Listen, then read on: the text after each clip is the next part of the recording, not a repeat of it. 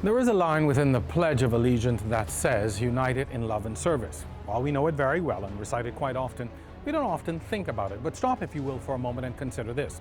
We are in the midst of one of the worst global healthcare crises in generations. Every day, our very survival depends on the men and women who work here at the Princess Margaret Hospital. Every day, our very survival and how we come through this depends on what they do here.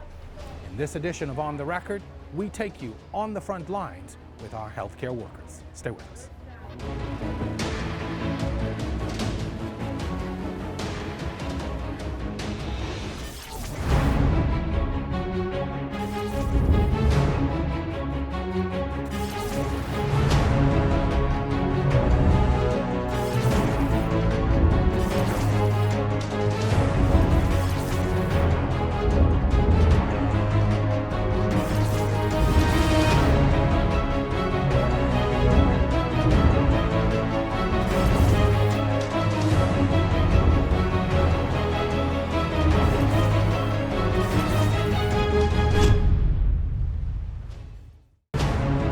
The project really pays itself back. Correct. They set up at the conference, more the school.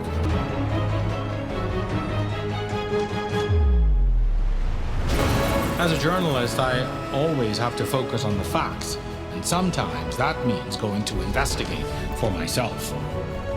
On the Record, Thursdays at 8 p.m. right here on RTV.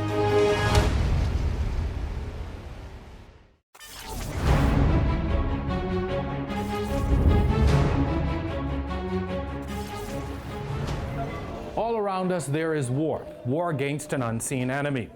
The COVID-19 pandemic has affected us in ways yet unseen. It has stretched our healthcare workers and resources to the limit. Yet every day, men and women show up ready to do battle within the Princess Margaret Hospital. We take you now within this facility on the front lines, giving you a look at what our healthcare workers face every single day. Good morning. They are the first responders in the COVID-19 fight. Any suspected case, patient exhibiting symptoms or unknown condition will more than likely begin with the emergency medical services team. As a dispatcher, Ethan Monroe has to make the all-important determination on what to do when a call comes in. Usually what we do is we reassure them that they're not in this alone. We're here to assist.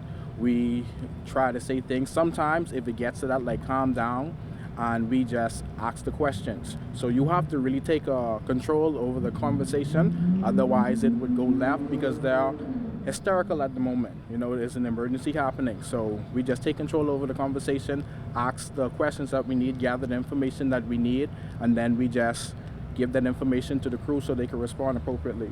The presence of COVID-19 has increased call volumes, attributed to what's called an ID alert. The call volume has increased drastically. You would think that it wouldn't, but it has increased a lot. So that's the only major difference. Why has it increased? We've been experiencing more, we call it ID alerts, patients. And then on top of that, life still goes on. There's still people out there with regular emergencies. And then the least thing, because COVID is a respiratory disease, a virus, and it also takes on flu-like symptoms. If I have a sore throat, I'm concerned. I want to call an ambulance, you know, so I think that's the reason why we've been experiencing an increase. Well, when we receive calls that are COVID related, we continue asking the regular questions that we ask, as well as a list of COVID questions. What are the symptoms you are experiencing? And if they identify with the COVID list, then it's an ID alert. Or sometimes, in some cases, someone might just be experiencing, let's just say, sore throat, but nothing else. Okay, it may not be ID alert, but we still prepare the crew, say still be on your guard, because it may turn out to be. Because we've had cases where something didn't present itself as an ID alert, and then once the crews arrived on scene, they had to put on their PPEs because they confirmed that it was an ID alert case. And then sometimes off the bat, they have sore throat, they have fevers, shortness of breath, so we know off the bat that's an ID alert case.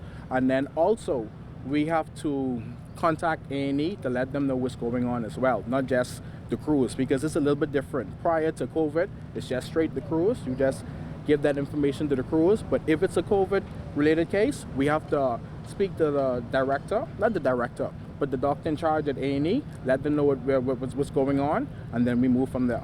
When this all started in early March, Monroe, like his colleagues, had to adopt different protocols. This is like the numbers are increasing. So I guess that's the main thing that had everybody in the department kind of concerned. The numbers are increasing. Oh, this is another one added to the list. How many COVID patients are actually in the Bahamas?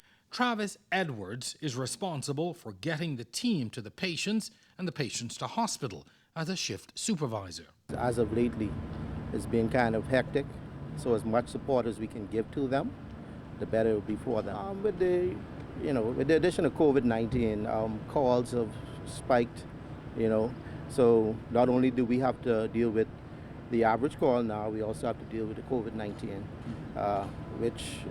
and the numbers are increasing, and it's becoming extremely hectic. And the COVID suspect cases have become a bit more of the norm now. Initially, a lot of people were a little skeptical, and which is understandable. But eventually they got the hang of it. But usually what we do is when we arrive on a scene, if our dispatcher tells us that it's a suspected case, they will go ahead and don their PPEs from their station, and when they arrive, they'll go ahead and deal with the patient. However, if that's not the case, when they get there, the first thing that they do is they stay at least 6 feet off from the patient. Go ahead, and if they have any of the factors or all of the factors for a COVID-19 case, they'll go ahead and step back, check the temperature, step back, go to their unit, don their PPEs, and then go ahead and deal with the patient. Even the stay-at-home orders are also creating new challenges. Even now, you would have the average patient that would call in and had abdominal pain for about 2 weeks just to get out of the house. They're going to call for an ambulance. A lot of times they just need somebody to talk to.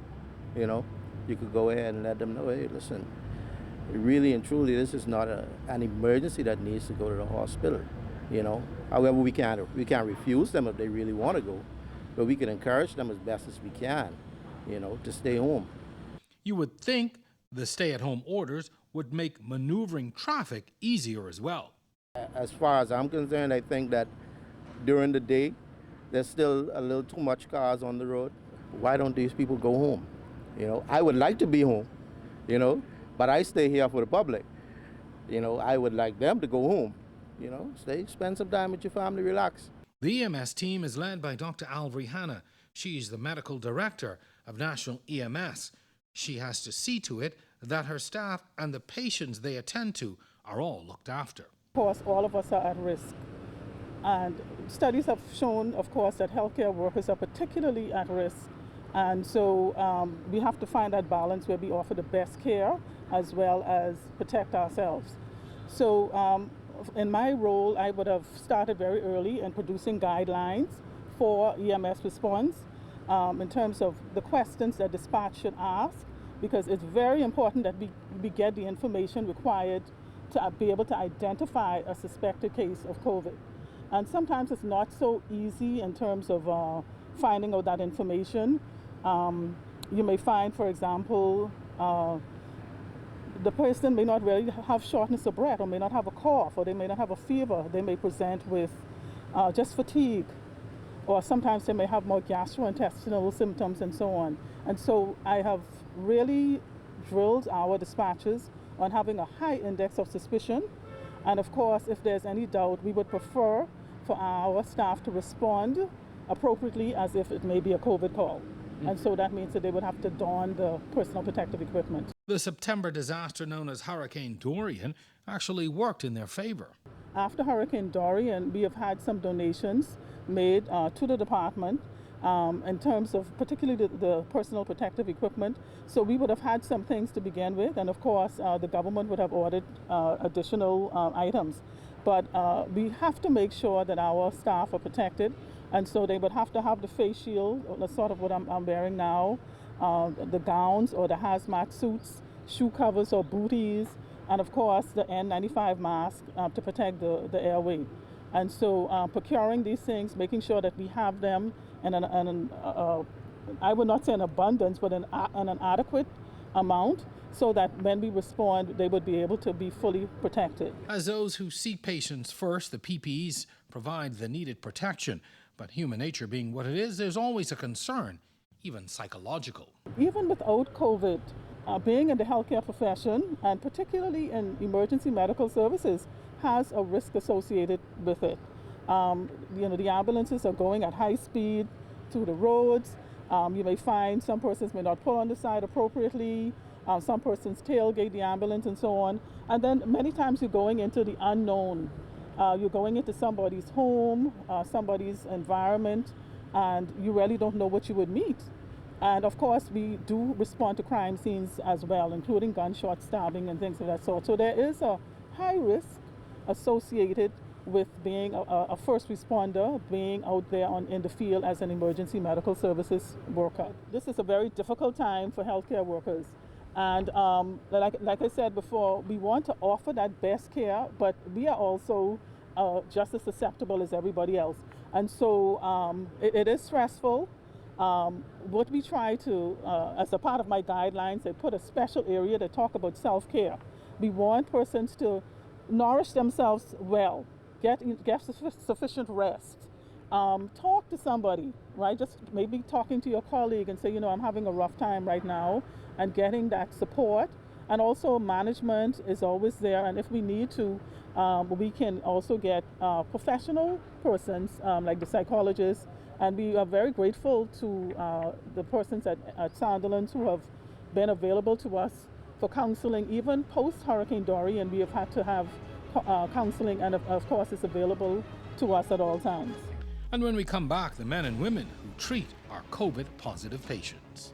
Once we have stabilized the patient, we refer the patient to internal medicine and an infectious disease team, and they make a determination as to whether or not that patient can be safely discharged home. Because they're very fearful. But what we go in and do is we give them whatever they need: psychological support, spiritual support. We help them to communicate with the family members. So I try to explain to my patients over the suspected COVID-19 patients that first and foremost, it's for their protection, and also it's also to ensure that those patients, when they're isolated over the COVID-19 arm of accident and emergency, that they will be receiving more detailed, oriented care.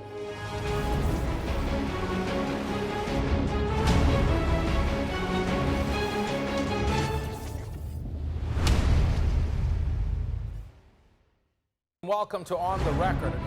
Looking for more On the Record? If you miss our Thursday showing at 8 p.m., join us for the re-airing on Friday mornings at 10, and then again each Sunday night at 8:30. Or go to our YouTube channel and catch up on all of our past episodes.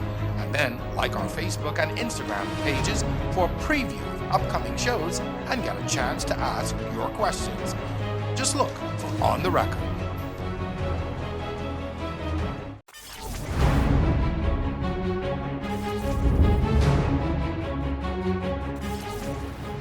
It's the most iconic symbol within our public healthcare system. It's the Princess Margaret Hospital. On March 13th, the very first reported case of COVID-19 presented here at the emergency room at PMH. Since then, this institution and the people who work here have had to evolve in an ever-changing environment, their ways of working, and even in their very own personal lives. The entrance of the critical care block is the first line of defense for the hospital. All public traffic enters here. Entry is dependent on hand washing and temperature checks. All potential patients are then seen at a respiratory station. Anyone coming into the hospital seeking medical attention is screened. At the respiratory station, you'll be interviewed by a nurse and a doctor, and we ask you specific questions, our COVID questionnaire screening, as to whether or not you have cough, shortness of breath, difficulty breathing, or fever. That is completed, and once it's determined that you have those symptoms, we classify you based on your symptoms as mild, moderate, or severe. Those mild cases that present to the accident emergency department, if it's a non-respiratory symptoms, that patient will be directed over to the table at the end where they will be triaged and they will be directed either to a polyclinic or they will be directed to accident emergency. On March 15th, the Ministry of Health confirmed the first COVID-19 case in the Bahamas. A 61-year-old woman had presented here at the Princess Margaret Hospital on March 13th with a fever and cough. She was tested the following day. She had no travel history, which meant she was infected from someone already in the community. That single event would begin a transformation of the largest and busiest public healthcare facility in country. Dr. Krista Wells is the Chief of Service at Accident and Emergency at PMH. She helps to lead a team of physicians who manage all COVID patients, suspected or confirmed, coming through A&E. Once we've done their vital signs and we've interviewed them and determined that this patient is maintaining their oxygen saturations and the vital signs are stable, we determine that this patient can be managed effectively at home in self-quarantine. So these are the patients, the mild cases that we would give instructions to as to if your symptoms worsen, what should you do? These patients are given prescriptions for medication, then monitored daily by the health team. Should their conditions worsen, they return to hospital and are put into isolation. They have COVID-like symptoms, but they may have comorbidities, such as your dialysis patient, your hypertensive, your diabetics. In terms of the acute management, once we have stabilized the patient, we refer the patient to internal medicine and an infectious disease team, and they make a determination as to whether or not that patient can be safely discharged home. Once the accident and emergency teams identify a COVID patient, the case is then referred to infectious diseases and internal medicine. If the patient is severe, a critical care team is also summoned. Dr. Theo Strawn is a third-year senior house officer in accident and emergency. He's a volunteer on the core team of A&E physicians. Normally when a patient comes into accident and emergency, they have a support system in place. They come with their family members, they're able to communicate with them, and also the way that you interact with the patient would be different. There's less of, I guess, a role of the physician in terms of comforting the patient, in terms of physically caring for the patient. But now when the patient comes into the hospital, it's essentially there's a barrier around the patient to prevent the spread of COVID-19. And those patients come without their family members, they come without their friends. So the physician, more is required from the physician in terms of caring for the patient at a distance. And that's one of the fundamental differences. A lot of patients, when they come into hospital, they're also very much aware of their mortality. A lot of times they want to hold on to you and ask you if they're going to be all right. But and they can't contact their family members, so you have to be emotionally there for the patient more than ever before. He admits that many of the patients coming in nowadays are anxious. When the patient comes into hospital, if we suspect that this is a patient that has an exposure event, or if this patient is showing symptoms of COVID-19, we would have to isolate that patient. So the whole process of isolation, whereas the physician is gowned from head to toe in personal protective equipment, they're being siphoned off to one area of the hospital and placed in a room all alone. That joggles the mind. There's a lot to take into consideration, especially given the knowledge base of the patient. Their body is saying one thing, their mind is saying something else, and they're all alone. So there's a significant degree of fear and anxiety in the hospital. From the start of this COVID-19, in terms of segregating the patient population, before a person on the main floor in accident emergency might see a physician all, donned in personal protective equipment, and that would automatically they'll be asking, why are you wearing this? Where are you going? Who are you seeing? Where's this patient? So I try to explain to my patients over the suspected COVID-19 patients that first and foremost, it's for their protection.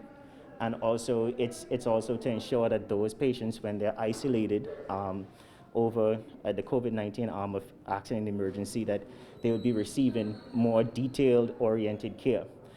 So whenever a patient comes in the COVID-19 arm, we'll deal with internal medicine specialists, anesthesiologists, surgeons that would address any of their issues. And then the other patients on the floor, the main floor of accident emergency, they're dealt with. And since there's that separation and they know the patients are on the other side now, they don't really have that much of a fair concern, I must say. Nurse Burnett Smith is a dialysis nurse who volunteered for COVID-19 duty. With this being a critical time, you have patients who employees who may be scared to volunteer, and I enjoy helping, so this is just something that I really wanted to do. While she's on a hiatus from dialysis, her skills are still utilized on any dialysis COVID-positive patient.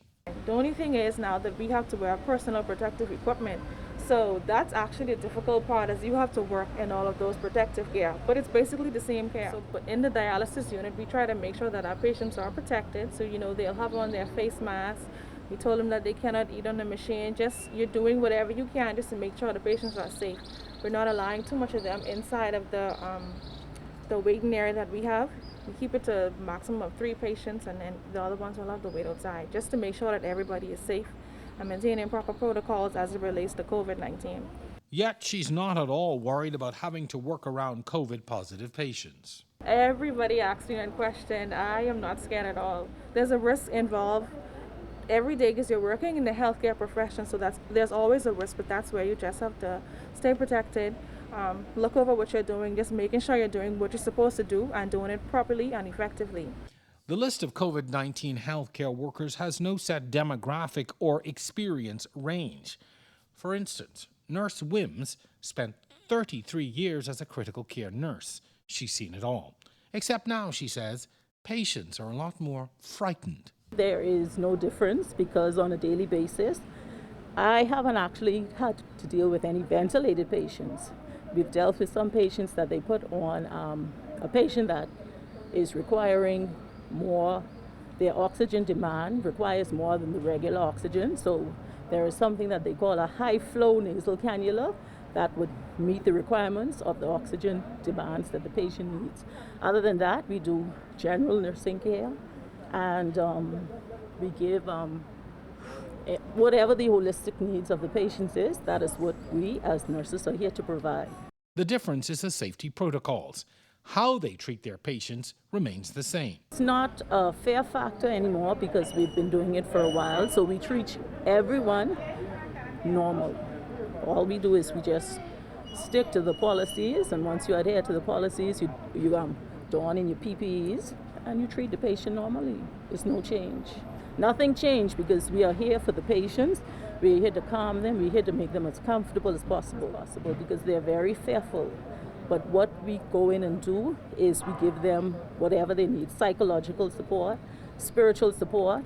We help them to communicate with the family members when it is necessary and as much as possible. We try to liaise between whomever, the patient, the relatives, and as staff, we try to just let them know you're going to be okay. Once you adhere to what it is we require you to do, you should be fine. Nurse Wims admits in the beginning she too was fearful. Because of the love for my job and because this is something that I wanted to do, the fear is gone, and I said, you know what? We deal with crisis on a daily situation, so once you put God first, because we know God has to have our backs in dealing with this situation and any other situation, so there's no fear. The only thing I want to do is ensure that my patients remain calm, they're comfortable, and they get better so that they can go back into the community and to their families. These nurses, while from different generations and specialties, represent some of the best and most dedicated in the field during one of the worst medical crises either has ever seen. When we come back, our team gets the experience of a COVID-19 patient from arrival and into isolation. As a physician, you know that you're on the front line. You know that you have a great responsibility to care for persons. It's very humbling. You get to serve, and you get to be not just a physician taking bloods and writing orders. You get to be a counselor. You get to be a friend as well. It's never recommended that you take off your personal protective equipment by yourself.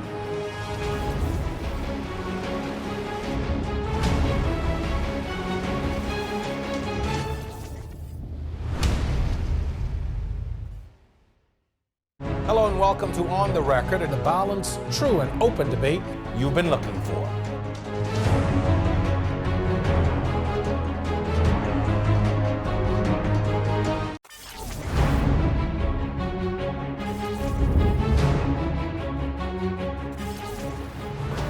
In a previous episode, I was tested for COVID-19. The results were negative. But what if they were positive?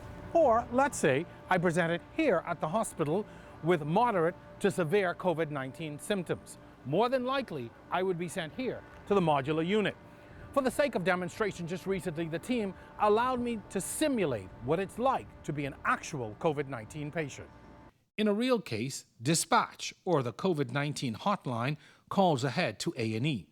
The shift leader screens the call to determine the severity of the patient and availability of the isolation room. Dispatch then informs the EMS team where to send that patient. In this case, to the isolation room at the modular unit.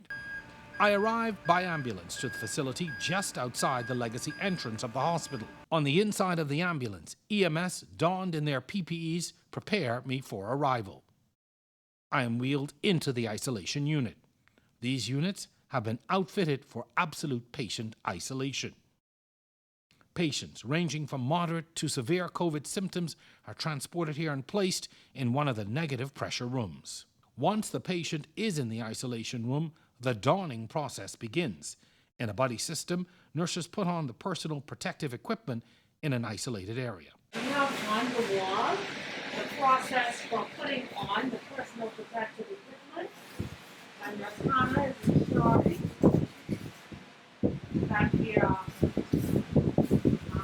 correct steps are being taken in putting on the personal protective equipment.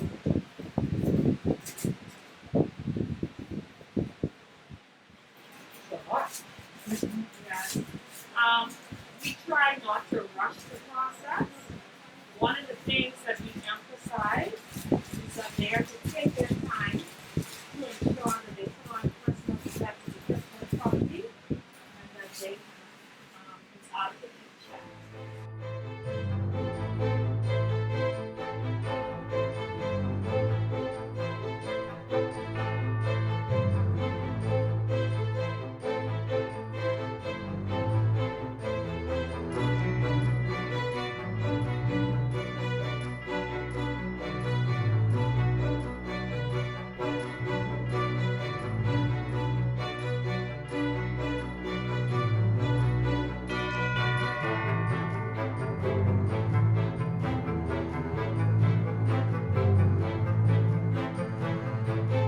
Once she is satisfied, then the nurse will proceed into the room to go and see the patient.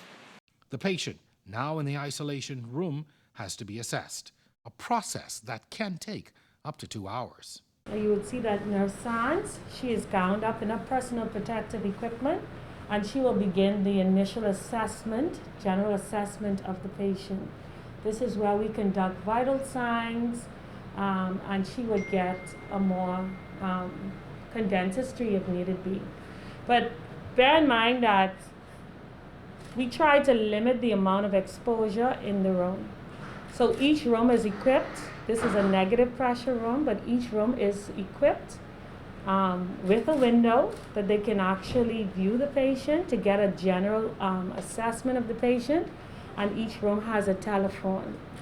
EMS, in terms of the demographics of the patient, they would also document whether or not the patient has a cellular phone, so that for ease of communication.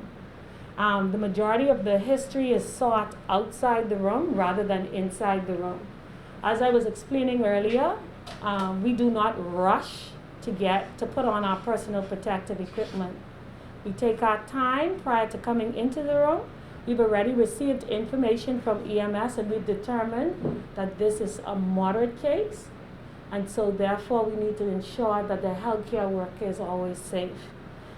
Each room is equipped with its own blood pressure cuff, pulse oximeter, as well as thermometer, so that we do not share devices with the other rooms. Bear in mind that these are patients under investigation.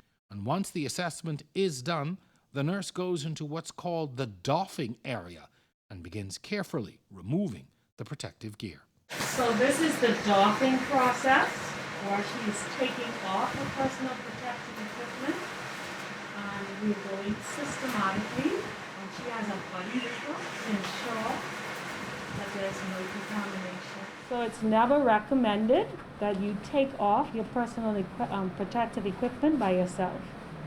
You always, for your safety, you always have someone who is watching the process. If you notice, she's rolling from inside out. What's the importance of that? To ensure that whatever is on the outside would not, it would not contaminate her.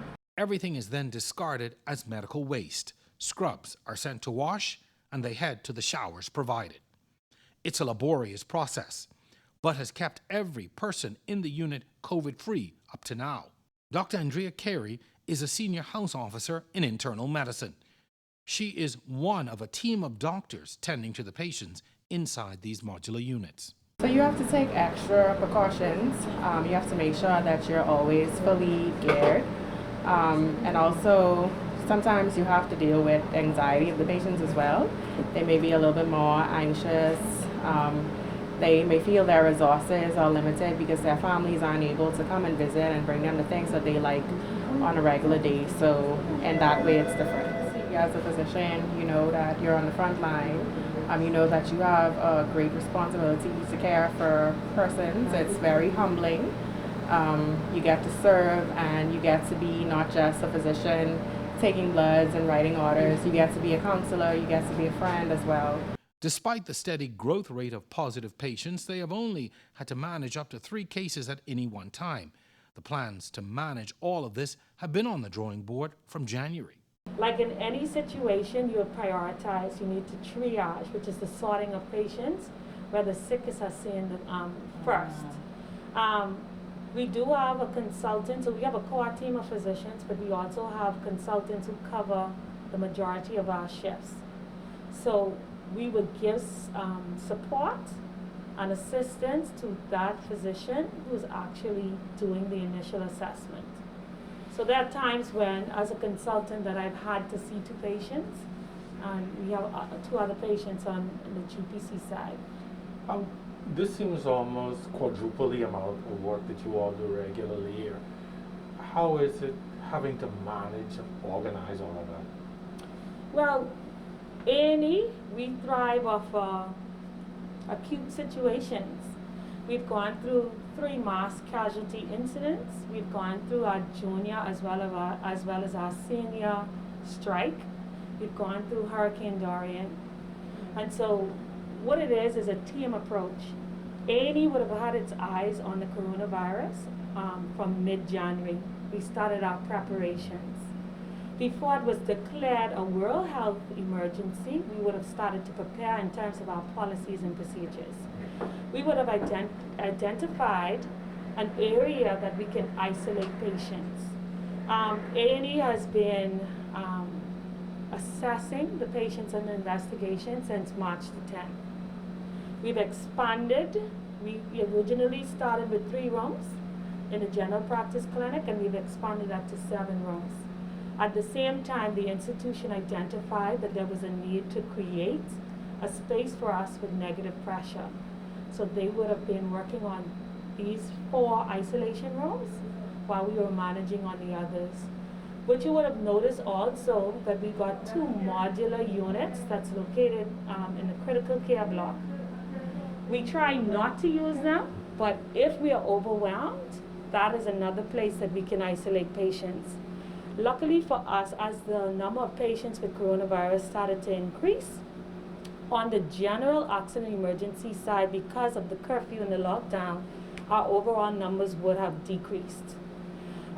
Originally, we did not have a core team of physicians, and we were rotating our physicians every shift. But we would have identified that there is a need to develop a core team of physicians to care for these patients, to decrease the amount of exposures to our physician body. Over the last couple weeks, We've had some atypical presentations to our main general floor, and so I would have lost some physicians to quarantine as a result of that. But staffing wise, we were okay. It's just been the last 7 days that our numbers have started to increase with visits to the emergency room in the general A&E area, because patients are now presenting, and these are very ill patients. The Ministry of Health has also identified the South Beach Clinic as a COVID center, and the South Beach Clinic can manage mild to moderate cases. We have the capacity here at the hospital for 11 isolation cases, and if need be, those moderate cases, once we have triage, we can divert to the South Beach Clinic. But it hasn't all gone so smoothly. On April 5th, a patient from the Robert Smith unit at Sandilands Rehabilitation Center was referred to the male surgical ward 2 of the hospital. 10 days later, he was discharged. Days later, male surgical 2 was found to be compromised after a COVID-19 case was confirmed. The ward was closed. The patient from Sandilands returned to PMH and tested positive. Some staff and patients at both institutions, having been exposed, were now quarantined and eventually tested. Initially, most healthcare workers felt as though COVID-19 is an accident emergency, so we should avoid accident emergency. But this has changed the perspective on the whole disease process. You had a ward that was now compromised. It would have made the operation in terms of the isolation room more busy, because we would have had to quarantine some of those ward patients. They would have gone down to general practice clinic in our isolation rooms, and we would have assisted the internal medicine team with the management as well as the swabbing of those patients. So from that has occurred, we are basically at maximum capacity in our ability to take on new patients under investigation. The thing that I would tell everybody is that you never know what COVID looks like. We have identified that it's no longer just a travel history. We do have community spread, and that every patient could be a COVID patient, and that you must always protect yourself. We instituted an emergency department that my staff, they wear an N95 mask for the entire shift. They wear the N95 mask, they wear their hair net, they wear gloves, and they wear the yellow gown. So in the event that there was an exposure that we pick up on the backside, I would have known that they had some level of protection. In our final segment, the physical and psychological toll on our frontline workers.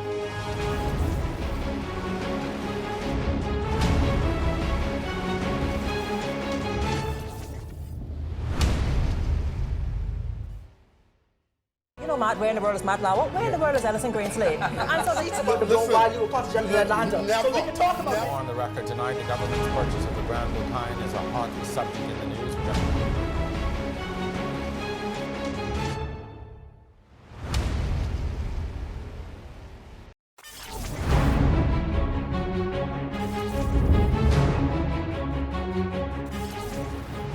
They are often overlooked and even forgotten, but without them, this institution would not be able to operate at the level at which it does.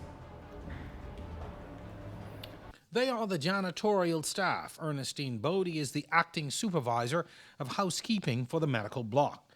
She and her team of housemen and housekeepers ensure the facility is clean and properly sanitized around the clock. Your frontline staff, we definitely is the ones that cleans up behind everybody else that made their mess.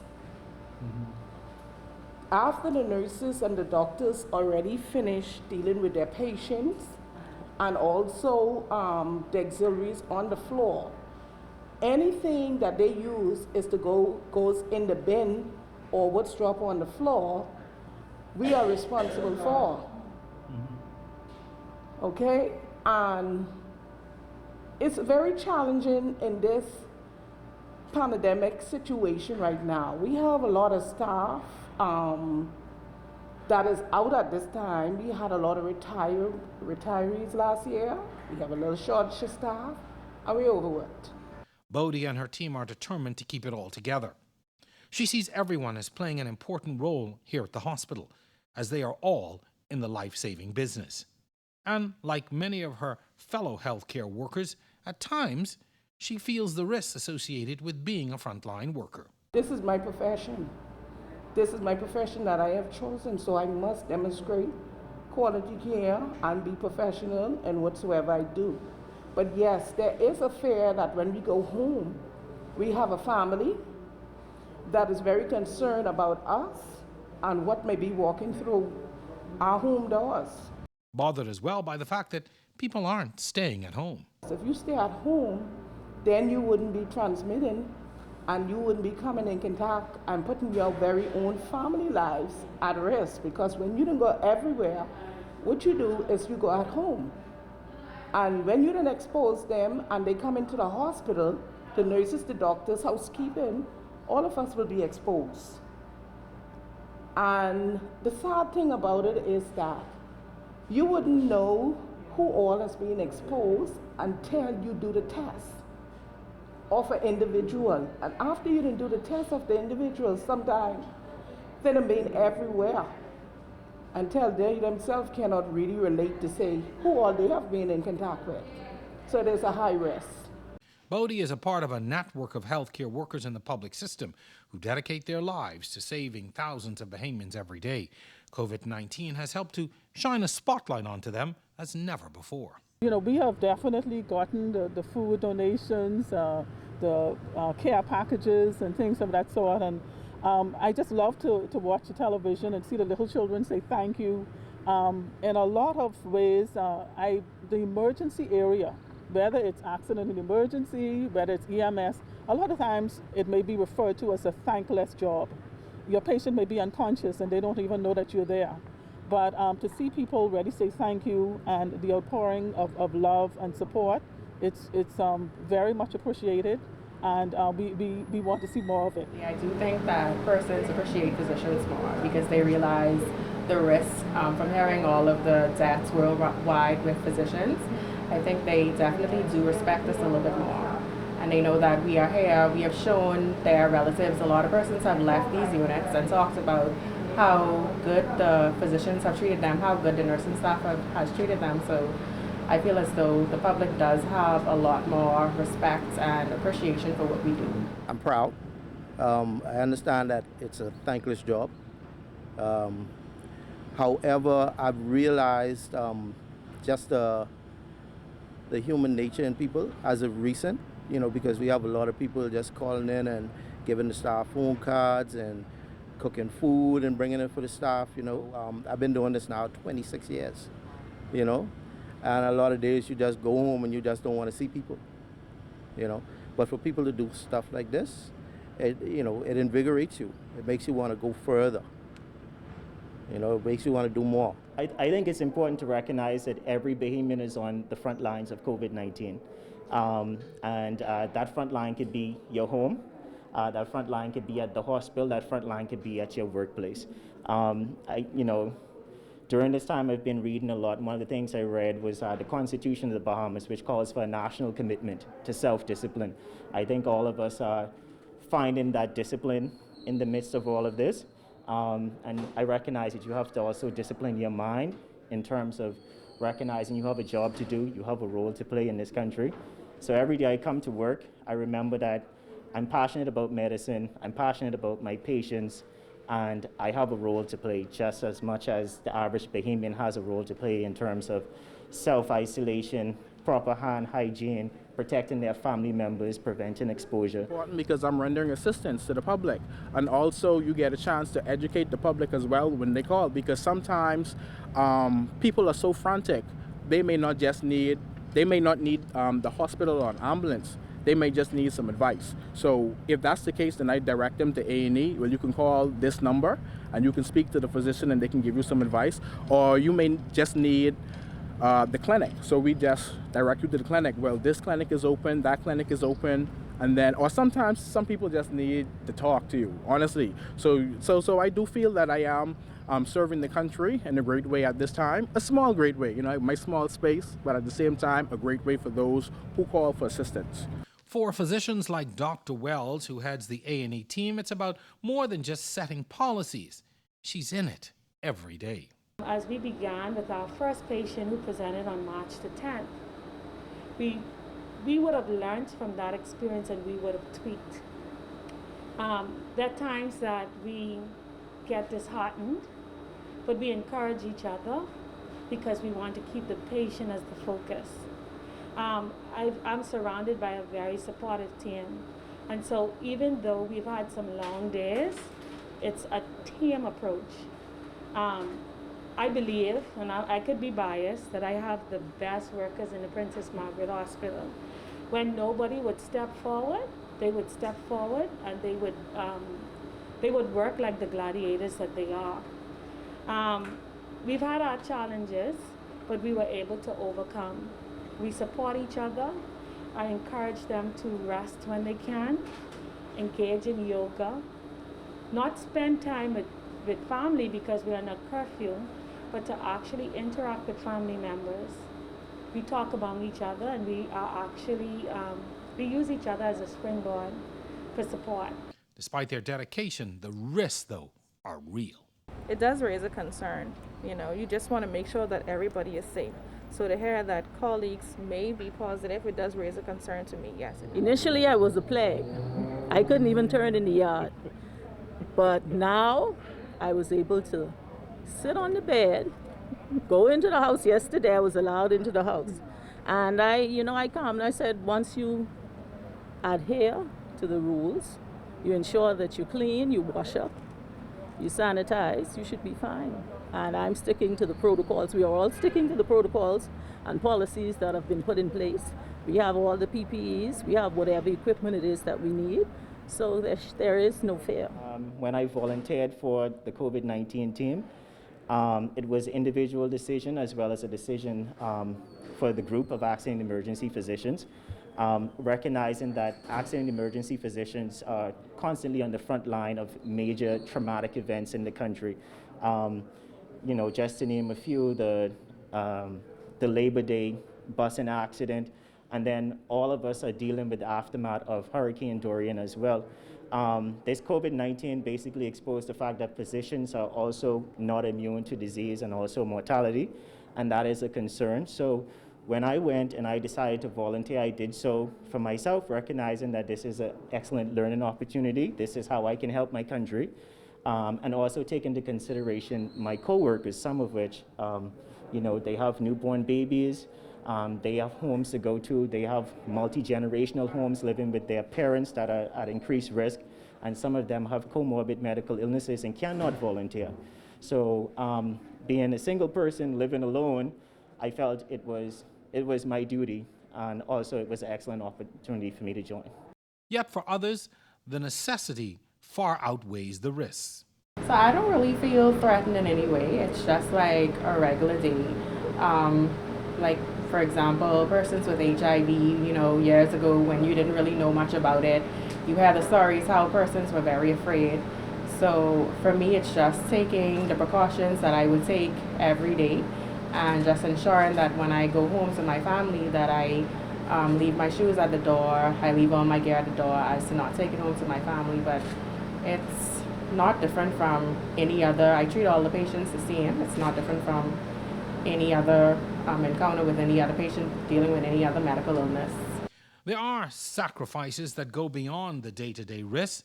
Some of these frontline workers must isolate from their own families for fear of transmission to at-risk family members. Well, I have both parents that are hypertensive, and so the government has provided a place for us to stay who are not able to go home. They provided somewhere for us to stay, so I don't go home. I actually go somewhere that was provided, and I stay there. Just to be on the safe side. I don't want to be out there, just in case something may happen.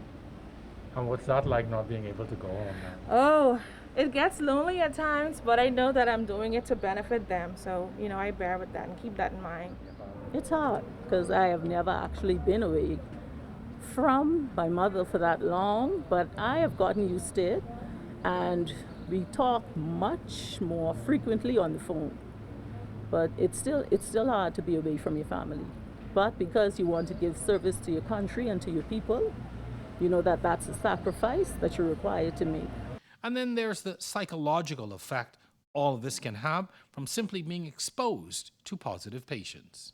As the leader of accident and emergency, I've had very trying days where you feel that all is lost, but because of the support that I get from my staff, they encourage me to continue on. In the first 2 weeks of COVID-19, I would have seen 3 patients that tested positive. And so it mentally affects you. You're counting down the days. Usually symptoms would present on day 4 or 5. And so you count down the days on day 4 and 5. Do I have any symptoms?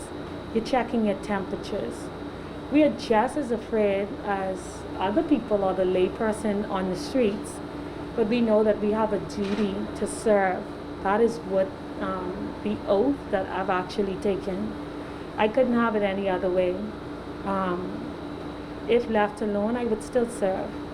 But most importantly, it's never one individual, but it's actually a team work. And one of the things that this has proven, I rarely have physicians calling in sick during the whole COVID experience. Amazing. They don't call in sick, they come to work on time and they still execute. And I think because of, I would never ask of them what I'm not willing to do. In the initial days of COVID-19, my senior team and my consultants, they actually stepped on the front line. They were the ones that were actually seeing the patients. And the juniors said, you know, if my consultants can see the patients, they came willingly. And the public's role in all of this is really quite simple. Once, like I said, people stick to the protocols and adhere to the policies that are put in place, and people either wear a mask when they only have to absolutely necessary go out, stick to your hand washings, adhere to whatever policies, adhere to the lockdowns, because that seems to be working, then I think we should be fine. And I think we should be able to get back to normalcy once we all realize that as citizens of this country, we're in this together, and we are all responsible for one another. So we need to listen to the Prime Minister, listen to the healthcare professionals, and stay at home only to go out if it's absolutely necessary. Maintain your social distance. Do your sanitizations as much as possible and when necessary. We should be good. That's going to do it for another edition of On the Record. Before we go, a very special thank you to now outgoing Minister of Health, the Honourable Dr. Dwayne Sands. We want to thank him for making this all happen and giving us access to this facility. Also, we could not go without saying a very, very special thank you to our healthcare workers who have graciously shared their stories with us. We thank you for your service and continuing to keep us safe every day. So on behalf of my production and technical team, thank you so much for joining us. We'll see you next time right here on The Record.